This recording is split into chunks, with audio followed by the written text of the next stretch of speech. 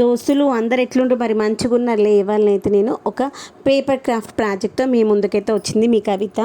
ఇవన్నీ ఏంటంటే మనము ఫారెస్ట్ థీమ్ అనమాట. వీళ్ళ స్కూల్లో అఖిల్ చిన్నగా ఉన్నప్పటి ప్రాజెక్ట్ అనమాట. ఆ ప్రాజెక్ట్కి నేను ఎలా తయారు చేశాను అనేది ఇది ఒక బిగ్ ప్రాజెక్ట్ అని చెప్పి దీంట్లోనైతే చాలా రకాల క్రాఫ్ట్స్ ఉన్నాయి. బటర్ఫ్లైస్ తయారు చేశాను, రకరకాల ప్లాంట్స్ తయారు చేశాను, ట్రీస్ తయారు చేశాను, దానికి కావాల్సినటువంటి ఫారెస్ట్ తయారు చేశాను, తర్వాత మౌంటైన్స్ తయారు చేశాను, స్విమ్మింగ్ పూల్స్ తయారు చేశాను. అలా రకరకాల ఐడియాస్తోనైతే నాకైతే పేపర్ క్రాఫ్ట్ అంటే ఫస్ట్ నుండి బేసిక్గా చాలా ఇష్టం అనమాట. చిన్నగా ఉన్నప్పుడైతే ఇలాంటివి చాలా ఉండేవి. ఇవన్నీ కూడా మన దగ్గర ఉన్నటువంటి ఆ యొక్క పేపర్స్తో చాలా రకాల ట్రీస్ చేసి వాటి నుండి వచ్చినటువంటి చిన్న చిన్న ముక్కలతో వాటిని ఇంకొక రకమైన ప్లాంట్స్గా తయారు చేసి ఇప్పుడు మన మిద్దె తోటలో మొక్కలు పెంచుతున్నాను కదా, అప్పుడు మొక్కలు పెంచకపోయేదాన్ని. అప్పుడు నాకు మొక్కలు అంటే ఇష్టం కాబట్టి పేపర్ల రూపంలో చూపించేదాన్ని. ఇప్పుడు నిజంగానే మొక్కలు పెంచుకుంటున్నాము చూడండి. ఇదంతా కూడా ఏంటంటే ఫారెస్ట్ థీమ్ అనమాట. వాళ్ళకి సంవత్సరానికి ఒకసారి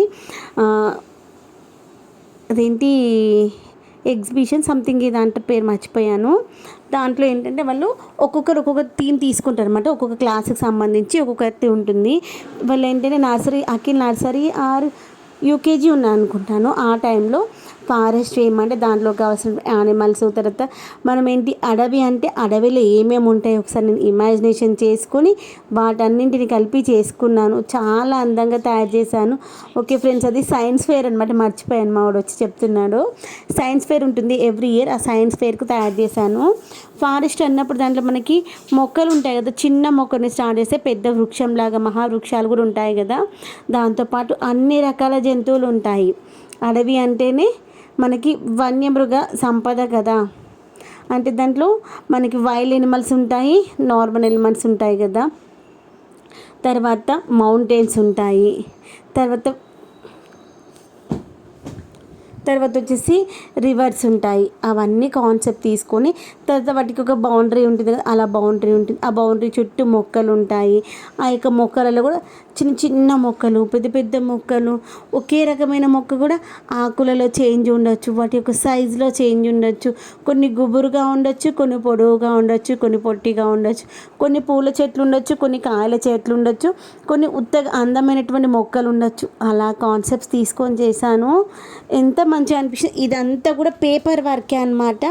ఇదంతా నాకు తెలియకపోతే యూట్యూబ్లో ఆ యొక్క పేపర్ క్రాఫ్ట్స్ తీసుకొని ఒక్కొక్క మొక్కను ఒక్కో రకంగా తయారు చేసి ఒక మొక్కని ఒక 4-5 కలర్స్ తీసుకొని చేశాను. ఎంతో అందంగా ఉన్నాయి కదా. ఇంకా చూడండి, ఫస్ట్ పెద్ద మొక్కలు చేసే తర్వాత చిన్న చిన్న మొక్కలు కూడా ఉండాలి కదా అని మళ్ళీ వాటికి పేపర్స్ని రోల్ చేసేసి స్టిక్లా చేసి దానికి ఇలా మనము పేపర్ని మనకు నచ్చిన మోడల్స్లో కట్ చేసుకుంటూ వాటిని ఫ్లవర్ లాగాను, లీఫ్ లాగాను ఇలా అందంగా చేసాము. తర్వాత మధ్యలో మౌంటైన్ ఉంటే బాగుంటుంది అనిపించేసి యాక్చువల్గా ఈ కార్డ్బోర్డ్ ఏంటంటే మనకి దాన్ని ఏమంటారు, కాదు ల్యాప్టాప్ది అనమాట. మా హస్బెండ్ ల్యాప్టాప్ది కార్డ్బోర్డ్ని దాన్ని 2 ముక్కలుగా కట్ చేశాను. మధ్యలో సగానికి కట్ చేసి అది హాఫ్గా అవుతుంది కదా, ఆ పార్టీషన్ దగ్గర మళ్ళీ ఒక మౌంటైన్ క్రియేట్ చేసి ఆ మౌంటైన్ పక్కనే ఒక చిన్న రివర్ లాగా ఉండేలాగా.